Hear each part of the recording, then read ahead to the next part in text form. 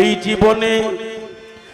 জীবনে যা করেছি ও গুরু গো, সবই আছে তোমার কাছে জমা।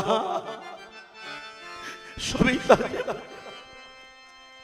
মনে করো আমি ফাঁকি দিয়া, আমি গোপনে আমি করছি, কেউ দেখছে না।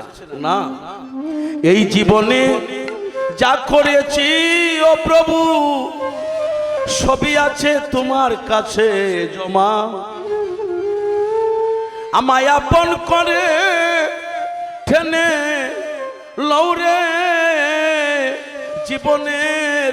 জীবনের সকল করে ক্ষমা। এই জীবনে যা করেছি দয়াল রে, সবই আছে তোমার কাছে জমা। আহারে আমায় আপন করে টেনে লৌরে, জীবনের সকল করে ক্ষমা।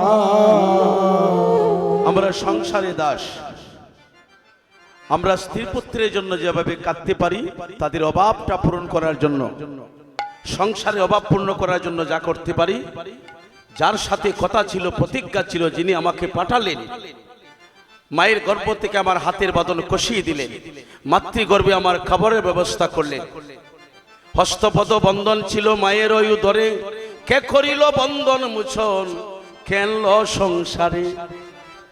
এই কথা মনে আছে? কিন্তু তাকে ভালোবাসার কথা ছিল, সেই কথা ভুলে আমরা সংসারে এসে আমাদের সংসারে মায়া আবদ্ধ হয়ে গিয়েছি, সে আসল কথা ভুলে গিয়েছি। যদি কিছু হারাই চিৎকার করে কাঁদি, প্রভু আমি হারিয়ে ফেলছি। তোমার কি নিয়ে তুমি এসেছো, কি হারিয়েছ? এই পৃথিবীতে এমন কোন মানুষ, ভারত বাংলায়, বাংলাদেশে, বিভিন্ন জেলায়, ভারতে আমি একাধিকবার, আমি বিভিন্ন রাজ্যে কীর্তন করতে গিয়েছি, কোটি কোটি মানুষ দর্শন হয়েছে।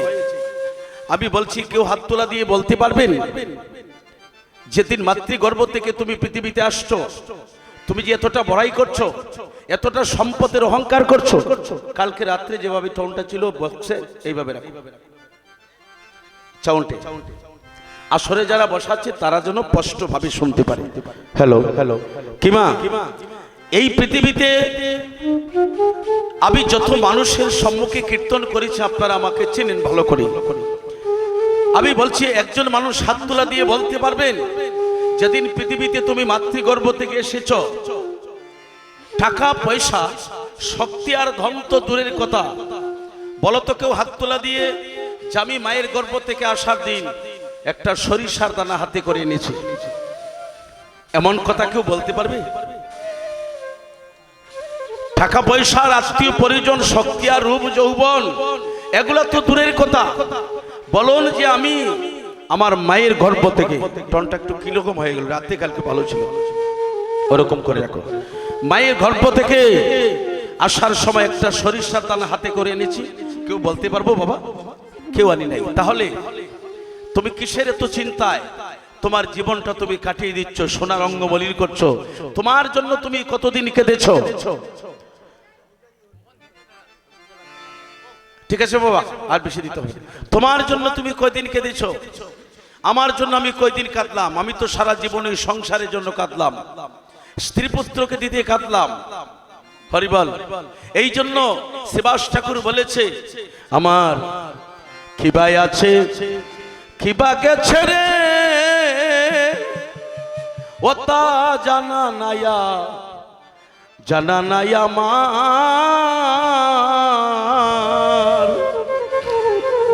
আমার শেষের দাবি। কত নিগুড়ে কথা গিয়ে বলছে, আমার কি আছে আর কি গেছে তা তো আমি জানি না। যেদিন মাতৃগর্ভ থেকে এসেছি কালী হাতেই তো, আর আরেকটা দিন সামনে আছে। কীর্তনে কোনো পালা হয় না, আমরা বলতে গিয়া সহজে বলে দেই অমুকে এই পালা গাইব, সমুকে ওই পালা গাইব, মিন্টু সরকার এই পালা গাইবেন, বিদ্যুতে ওই পালা গাইব, বিদ্যুৎ ছন্দ এই পালা গাইব, এটা আমরা সচরাচর বলি। কীর্তন সেবা সঙ্গনে কোনো পালা নাই, এটা ভালো করে মনে রাখবেন। সেবা সঙ্গনে কোনো পালা নাই, পালা হচ্ছে মানুষের জীবনে, মানুষের জীবনে হচ্ছে পালা। আর সেবা সঙ্গনে যা শুনছেন, যা শ্রবণ করছেন, সেটা হচ্ছে ভগবানের লীলা, এটা লীলা সাধন করছেন। মানুষের জীবনে পালা কয়টা? দুইটা। এই দুইটা পালাই আপনার আমার জীবনে। অলটাম একটা শেষ হয়ে গিয়েছে, আর একটা আছে। দুটা পালা হলো, একটা আসার পালা, একটা যাবার পালা। আমাদের সকলের আসার পালা শেষ, এখন যাবার পালায় আছি, এখন যাবার পালায়। দ্বিজদাস পণ্ডিত বলেছে, প্রভু তুমি আনিয়াছো, আমি আসিয়াছি, আর যেতে যখন বলবে প্রভু আমিও তৈরি আছি, আমি তৈরি থাকতে হবে। তাই শ্রীনিবাস ঠাকুর বলেছে, আমার কিবাই আছে আর কিবা গেছে রে, ওরে ওটা জানা নাইয়া, জানা নাই আমার।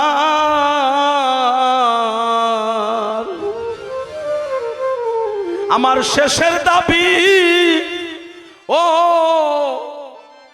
গোবিন্দ, চরণে চরণে স্থান দিও তু, স্থান দিও তোমার। এই কথাটা বলছে যে আমার শেষের নিতানকালীন একটাই দাবি তোমার কাছে প্রভু, তোমার চরণ তলে আমাকে স্থান দিও। আর জল তো আমরা শোকের জল ফেলি, কাঁদি, কিন্তু সেই জল দিতাম যদি গুরুর শ্রীচরণ তলে, হয়তো ধন্য হইতো আমার মানব জন্ম। দিতে তো পারলাম না, শুধু সংসারের জন্য কাঁদতে কাঁদতে আর পরিশ্রম করতে করতে সারা জীবন চলে গেল। যাবার পালায় আছি, কখন বিদায় নেব জানি না। চলুন আমরা সবাই উলুধ্বনি এবং হরিধ্বনি মাধ্যমে গুরুকে স্মরণ করে আমরা লীলায় প্রবেশ করি। জয় রাধে, জয় জয় শ্রী গুরু প্রেমানন্দে, হরি হরি বল,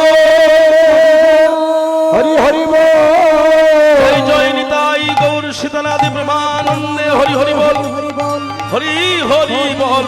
বলিও প্রেম ছেম কহো চিরাগ কৃষ্ণ, বলো প্রভু নিতাই চৈতন্য, অদ্বৈত শ্রী রাধা রানী কি জয়। হরে কৃষ্ণ।